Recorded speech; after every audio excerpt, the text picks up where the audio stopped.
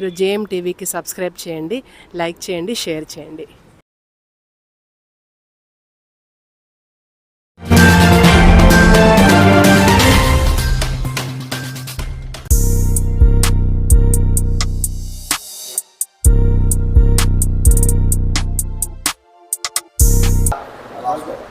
నా పేరు రోటికాడి రామకృష్ణ, మా భార్య జయలక్ష్మి గారు. మాది గండికోట కొట్టాలపల్లి గ్రామము. నేను గత 2019 సంవత్సరము భారతీయ జనతా పార్టీ తరఫున అసెంబ్లీ ఎమ్మెల్యే అభ్యర్థిగా పోటీ చేసినాను. ఆ తర్వాత నుండి మాకు మా భూములపైన కానీ మా మీద కానీ ఒత్తిళ్ళు దౌర్జన్యాలు జరగడం మొదలైంది. ఎవరంటే రోటికాడి పెద్దయ్య, రోటికాడి చలపతి, వారిరువురు మరికొందరు వ్యక్తులు మా మీద దౌర్జన్యం చేయడము, ప్లస్ మా భూముల మీద కబ్జా చేయడము, వాటిలో ఉన్న చెట్లను, పచ్చని పొలాల చెట్లను జేసీబీలతో పెట్టి పెకిలించడము, రోడ్లు నాశనం చేయడము, 579 సర్వే నెంబర్ గల భూమి గత 10 సంవత్సరాల నుంచి మా ఆధీనంలో రెవెన్యూ వారి పర్మిషన్తోనే సాగు చేసుకొని వస్తున్నాము. ఆ తర్వాత ఏమైందంటే 2018లో సర్వే జరిగింది. అప్పటి ఎంఆర్ఓ గారు, అప్పటి సర్వేయర్ గారు, విఆర్ఓలు, విఆర్ఏలు సర్వే చేసి సబ్ డివిజన్ చేసి మా భార్య అయిన జయలక్ష్మి గారి పేరు మీద మీకు ఇవ్వచ్చును అని అలాట్ చేయడం జరిగింది. ఆ తర్వాత అందులోని ట్రాన్స్ఫార్మర్లు 2019 8వ తేదీ 12వ నెల మాకు ట్రాన్స్ఫార్మర్లు అలాట్ అయినవి. 171, 172 సర్వీస్ నెంబర్లు. ఆ ట్రాన్స్ఫార్మర్లు దొంగిలించడం జరిగింది. ఇదే వ్యక్తులు దొంగతనంగా ఎత్తుకొని పోయినారు. దీని పైన నేను జమ్మలమడుగు అర్బన్ పోలీస్ స్టేషన్ వారికి కంప్లైంట్ చేయడం కూడా జరిగింది. కంప్లైంట్ చేస్తే వారు మీ ట్రాన్స్కో ఏఈ గారిని అడిగి లెటర్ తీసుకురమ్మన్నారు. ఆ లెటర్ కూడా తీసుకొని వచ్చి కేసు పెట్టడానికి వెళ్తే కేసు కట్టలేదు. ఆ కేసు విషయంగా జమ్మలమడుగు కోర్టులో దాని విషయంగా కేసు కూడా నడుస్తూ ఉంది ట్రాన్స్ఫార్మర్లకు. ఈ భూమి నాకు గత 6 నెలల్లో హెల్త్ అంటే నాకు ఆరోగ్యరీత్యా బాగలేక కర్నూలు ఓమ్ని హాస్పిటల్లో సర్జరీ జరిగింది కిడ్నీకి. తర్వాత 3 నెలల నుంచి నేను బెడ్ రెస్ట్లో ఉన్నా. ఇదే అదును తీసుకొని గత 20-25 రోజుల క్రితం నా భూమిని ఆక్రమించుకొని దౌర్జన్యంగా అక్కడికి రాకుండా బెదిరిస్తున్నారు. అధికారులను కలెక్టర్ గారిని సంప్రదించాను. కలెక్టర్ గారికి రిప్రజెంటేషన్ ఇచ్చాను. కలెక్టర్ గారు ఎంఆర్ఓ గారికి కలవమని అని చెప్పినారు.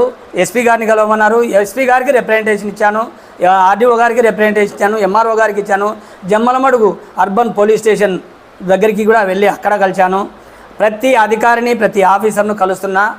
అది అన్నీ కాక నాకు ఇప్పటికీ న్యాయం జరగలేదు. న్యాయం జరగక మీడియా మిత్రులైన మీ ముందుకు వచ్చి నా కష్టము, నా బాధ చెప్పుకుందామని. కాబట్టి ప్రతి అధికారులు అయితేనేమి, పోలీసు వారైతేనేమి నాకు న్యాయం చేస్తారని మీ ముందుకు వచ్చిన. ఇంకోటి ఏంటంటే ఈ వ్యక్తులు ఏ విధంగా ప్రవర్తిస్తున్నారంటే ఏ ప్రభుత్వము ఏ అధికారంలో ఉంటుందో ఆ వైపు వెళ్ళడము, ఆ వైపు వెళ్ళిన తర్వాత రౌడీజము, భూ కబ్జాలు, ఎక్కడ పడితే అక్కడ రోడ్లలో దందాలు ఇటువంటి చేస్తూ ప్రజలను బెదిరిస్తూ ఉన్నారు. వాటిలో మొట్టమొదటి వారం మేము సాక్షాత్ భారతీయ జనతా పార్టీ నుంచి ఉన్నాం కాబట్టి ఆ బీజేపీ పెద్దలకు కూడా భారతీయ జనతా పార్టీ పెద్దలు మా బాధను గమనిస్తారని, మాకు సాయం చేస్తారని మరీ మీడియా ద్వారా వేడుకుంటున్నాను. కానీ ఇప్పటి వరకు ఎవరు మాకు ముందుకు వచ్చి సాయం చేయలేదు. అధికారులు మరీ ఎందుకు వేడుకుంటున్నానంటే అధికారుల చేతిలోనే ఉంటుంది కాబట్టి ఎంఆర్ఓ గారు అయితేనేమి, ఆర్డీఓ గారు అయితేనేమి, కలెక్టర్ గారు అయితేనేమి దయచేసి మాకు సాయం చేయండి. పోలీసు వారు మేము ఆక్రమణ చేయలేదు. ఆ భగవంతుడు కోర్టులో భగవద్గీత మీద ప్రమాణం చేసి చెప్తారు. ఈరోజు నేను భగవద్గీత మీద ప్రమాణం చేసి చెప్తానా, నా కన్నతల్లి మీద ప్రమాణం చేసి చెప్తున్నాను, భరతమాత మీద ఒట్టు పెట్టి చెప్తానా, నేను చెప్పే ప్రతి మాట సత్యం. నేను ప్రొద్దుటూరులో 30 సంవత్సరాలు కష్టపడి సంపాదించుకున్న రూపాయ ప్రోగు చేసి ఒక కింద పైన ఒక ఇల్లు, ఆ బిల్డింగ్ కట్టుకున్న. ఆ బిల్డింగ్ అమ్మి తీసుకుపోయి అక్కడ పని చేసి ఆ భూమి తయారు చేసుకున్నా. దేనికంటే అది కూడా నా స్వార్థం కోసం కాదు. ఆ ఊరు నా సొంత ఊరిలో 10 మందికి మంచి జరగాల. ఆ మంచి కోసం ఏం జరగాలంటే అక్కడ ఒక ఆశ్రమం నిర్మించాలనుకున్నా. వృద్ధులకు, అనాథలకు ఒక ఆశ్రమం కట్టాలా, మా అమ్మ నాన్న పేరు అక్కడ పెట్టాలా అనే ఉద్దేశంతో ఆ భూమి చేసిన. లేకపోతే ఆ భూమి నేను చెయ్యను. ఆ భూమి ఆ ఊర్లో ఎందుకు చేసిన, అదే డబ్బులు పెడితే 40-50 లక్షలు ఖర్చు పెట్టిన. ఈ బిల్డింగ్ అమ్మి ఆ డబ్బులు నాకు పట్టాభూమి వస్తుంది. కానీ నాకు పట్టాభూమి ముఖ్యం కాదు, నా ఊరు ముఖ్యం. ఆ ఊరిలో ఫలానాది నెలకొల్పితే మా అమ్మ నాన్న పేరు నిలబడతాది, ఫలానా వ్యక్తి చేసినాడనే ఉద్దేశంతో చేసిన.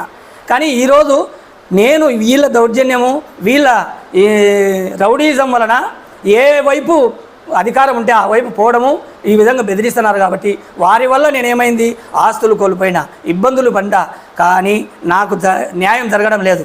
కానీ నేను ఎంతో 10 మందికి సాయం చేసే స్టేజీ నాది. అలాంటిది ఈ పొద్దు నేనే అడిగే స్టేజీకి వచ్చిన. కారణం ఏమంటే ఇటువంటి వ్యక్తుల గుండా. కానీ ప్రభుత్వాలు ఇటువంటి వారిని సహకరించకుండా వీరికి కఠినమైన చర్యలు తీసుకోవాలా. నేను నా భూమి దగ్గరికి వెళ్తే గొడవకు వస్తున్నారు, నా భూమి దగ్గరికి వచ్చే సంపుతామని బెదిరిస్తున్నారు. మాకు న్యాయం జరగాలని ప్రతి అధికారిని మరీ వేడుకుంటూ మాకు సాయం చేయమని ప్రార్థిస్తున్నాము. కాకపోతే ఏంటంటే మేము వెళ్తే మమ్మల్ని చంపుతామనేదే కాకుండా కొడతామని, మహిళని చూడకుండా మీదికి రావడము, ఆడవాళ్ళు మీదికి రప్పేయడము ఇలా చేస్తున్నారు. మీడియా మిత్రులకు మరీ వేడుకుంటున్నాను, మా కష్టం చూసిన ప్రజలు మాకు సపోర్టుగా నిలబడతారని మరీ వేడుకుంటూ ప్రార్థిస్తున్నాను. అంతేకాకుండా ఆ 579 సర్వే నెంబరు 5 ఎకరాల 41 సెంటును తయారు చేసేందుకు ప్రొద్దుటూరు నందు నా 2 బిల్డింగ్లు అమ్మి దాంట్లో పెట్టుబడి పెట్టి మామూలుగా పెట్టలేదు.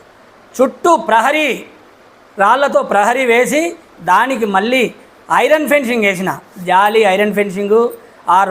ఆ భూమిలో 2 బోర్లు, 2 మోటార్లు, 3 ఫేజ్ ట్రాన్స్ఫారము, సింగిల్ ఫేజ్ కొనుకొచ్చి ట్రాన్స్ఫారం పెట్టుకున్నాను. దానికి పవర్ తీసుకొని వచ్చి 8-10 ఏళ్ళ ముంటి నేను కంది, వేరుశెనగ, నూగు, ఉలవ ఇటువంటి పలు రకాల పంటలను పండించుకుంటూ జీవనం సాగిస్తూ 10 మందికి సేవ చేస్తూ గండికోట కొట్టాలపల్లినందు వాటర్ ప్రాబ్లం వచ్చినప్పుడు నా తోట నుంచి 3 నెలలు వాటర్ ట్యాంకర్లతో వాటర్ సప్లై చేయడం కూడా జరిగింది. అక్కడ ఇబ్బందులు ఉన్నప్పుడు రిజర్వ్ బ్యాంక్ ఆఫ్ ఇండియా నుండి వాటర్ ట్యాంక్ నేను ఆ టైంలో కాంట్రిబ్యూషన్, ఇన్సూరెన్సు, నా సొంత డబ్బులు ఖర్చు పెట్టి కట్టి తీసుకొచ్చి వాటర్ ట్యాంకు ఆ ఊరికి ఇవ్వడం జరిగింది. అంతేకాకుండా పైప్ లైన్లు అక్కడ ఆ ఊర్లో మెయిన్ ఏంటంటే శ్మశానం లేదు. శ్మశానం లేకుండా ఆ శ్మశానం కోసం కూడా ఒకానొకప్పుడు దేవేందర్ రెడ్డి సార్ ఆర్డీఓ గారిని అడిగిన, చంద్రశేఖర్ రెడ్డి ఎంఆర్ఓ గారిని అడిగిన, సార్ ఊర్లో శ్మశానం లేదు, ఊర్లో శ్మశానం లేక చాలా ఇబ్బందులు పడుతున్నారు. 9 గుంతలు ఉన్నాయి. ఆ గుంతలో ఒక్కొక్క గుంతలో 3 నెలలకు ఒక గుంత తీయడం అదే వేస్తున్నారు. ఒకనొకప్పుడు మా మదర్ చనిపోతే అదే గుంతలో మళ్ళీ మా పెదనాన్న గారిని వేశారు 4 నెలలకే. అప్పుడు బాధ అనిపించింది. అప్పుడు అడిగినా దేవేందర్ రెడ్డి గారు సార్ను ఆర్డీఓ గారిని అడిగితే, రామకృష్ణ గారు మీకు 15 సెంట్లు కాదు 2 ఎకరాలు అలాట్ చేస్తాం, 2 ఎకరాలు అలాట్ చేస్తాం, మీరే కట్టి మీరు చేయండి అని అన్నారు. కానీ అంతలోనే వారి ఇరువురిని ట్రాన్స్ఫార్ మీద వీటికి వెళ్ళిపోయినారు.